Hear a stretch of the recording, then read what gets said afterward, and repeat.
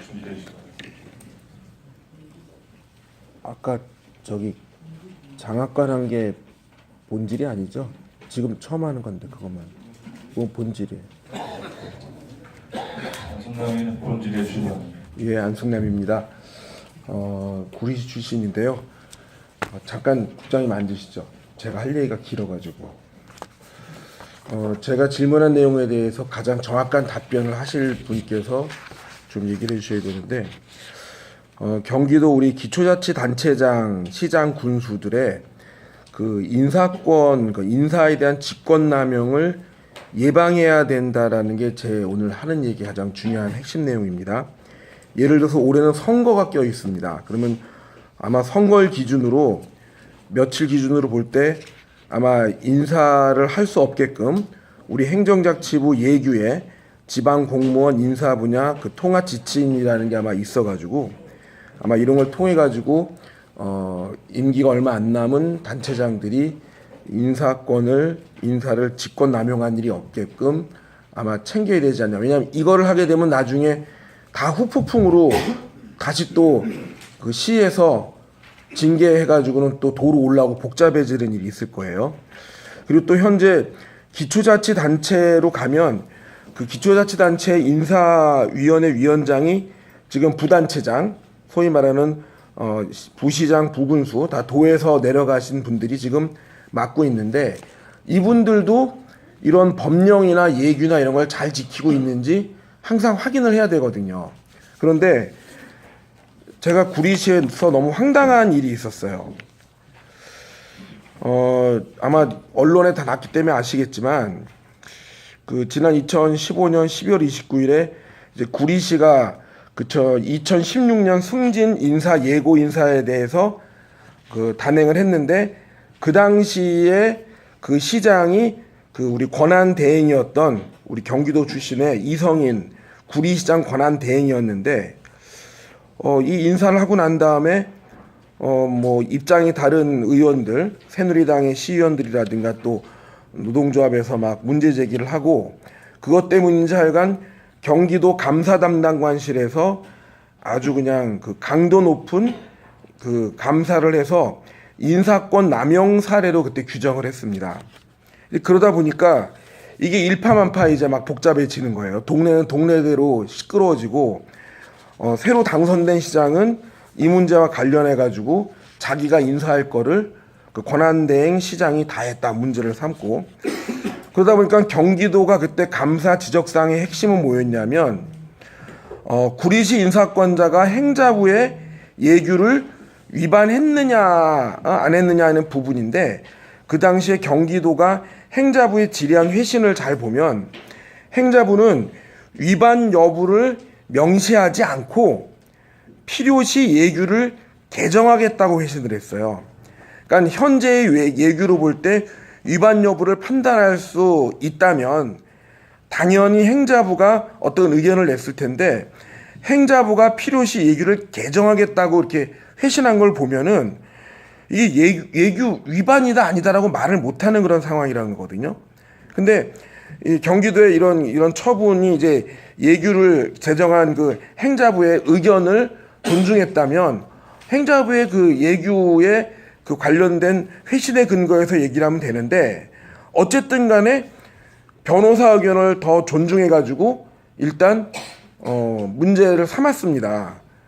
결국은 이게 이제 과잉 처분이냐 아니냐 막 또 논란이 됐는데 제가 알고 있는 그 행자부 예규에는 이 권한대행이라는 그 위치가 할 수 있는 게 있고 할 수 없는 게 있거든요. 근데 거기에 뭐라고 되어 있는 걸 이제 기억을 하냐면 이 권한대행을 맡은 분은 부시장, 부군수를 임명하는 거를 빼놓고는 시장의 권한을 다 하라고 돼 있어요.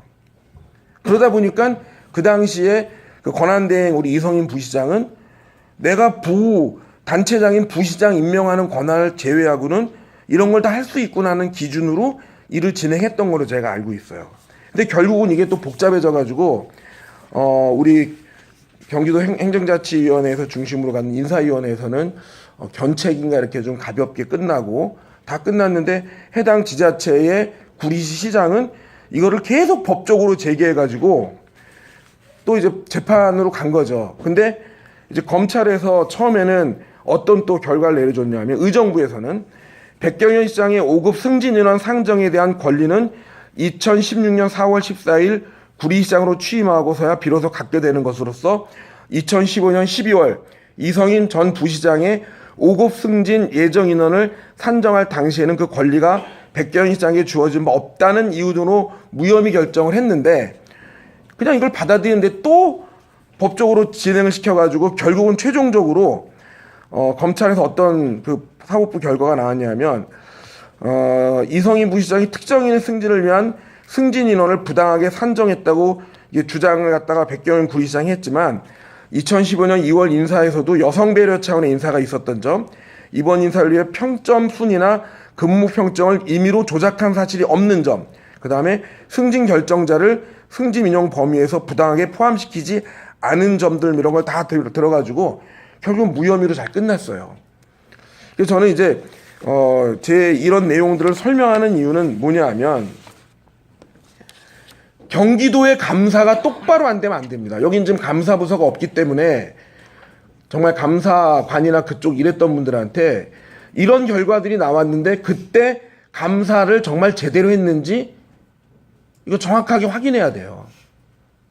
그리고 이런 감사의 남용이 도리어 복잡한 시군의 문제를 일으키고 결국 그게 복잡하게 얽혀가지고 인사위원회에 자꾸만 올라오게 되거든요. 그래서 제가 이번에 31개 시군 징계의 의결 요구 내역을 자료를 요청했는데 31개 시군 징계 의결 요구 내역에서 2016년 6월 13일부터 2017년 11월 30일까지 도대체 우리 경기도의 인사위원회에 얼마나 많은 그 징계 의결 요구가 올라왔는지를 시군별로 확인을 해봤습니다. 그런데 좀 불미스럽게도 뭐 16건 올라온 데도 있고 구리시 같이 13건 올라온 데도 있고 막 있는데 문제는 이게 또 시군마다 공무원 정원이 달라요. 그래서 제가 이 공무원 정원하고 대비해 가지고 징계 요구 의결이 어떻게 되나를 봤더니 16건 올라온 어떤 시는 정원이 2,541명이라 그 정원 대비해서 볼 때 그 징계 요구했던 그 정원 대비 요구율이 0.6%밖에 안 되거든요. 그런데 공교롭게도 구리시는 정원이 661명인데 무려 13명의 징계 의결을 그 기간에 요청해가지고 2.0%라 그래가지고 31개 시군 중에 정원 대비 징계 요구율이 가장 높아요. 그래서 저는 볼 때 야 이게 아무리 기초자치단체가 자율적인 사무행정이고 자치로 많은 걸 위임받아서 한다 그러지만 경기도에다가 징계 의결을 요구하고 할 때는 상당히 신중해야 되고 법령과 법에 기준해 가지고 철저하게 살펴봐야 되는데 이거 인사권 가지고 있다고 보복성 인사 조치하는 거 아닌지 막 고민이 돼요. 그래서 제가 좀 알고 싶은 내용들은 뭐냐면 아까 처음에 말씀드린 것처럼 이제 선거가 얼마 안 남았습니다. 31개 시군에다가 이런 인사권 남용이 없게끔 철저하게 행자부의 지침도 있지만 그 지침을 읽는 사람들의 해석에 따라 달라져요.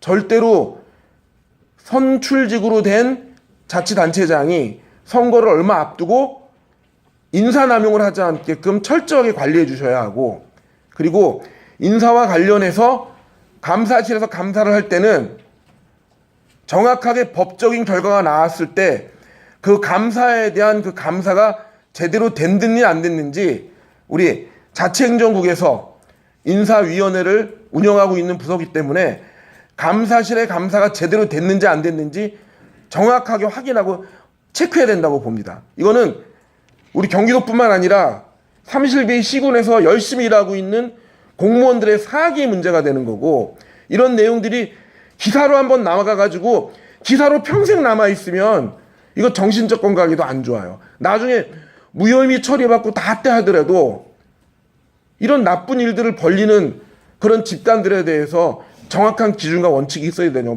보는 겁니다. 그래서 저는 오늘 행정사무감사를 하는 가운데 우리 행정자치위원회에서 31기 시군에 다 신경 쓰고 나름대로 관리 감독하느라고 힘드시거나 아는데 이런 부분에서 좀 더 만전을 기해 주시고 꼼꼼하게 챙겨 주시고 특히 감사관실의 감사를 함부로 했을 경우에 대해서는 현업 부서에서 정확하게 확인해서 이 감사가 뭐가 문제가 있었다는 것을 근거로 남기셔야 된다는 얘기를 저는 하고 싶은 겁니다. 벌써 10분이 다 됐네요. 일단 제 발언을 마치고 내용은 서면으로 답신해 주시기 바랍니다. 이상입니다.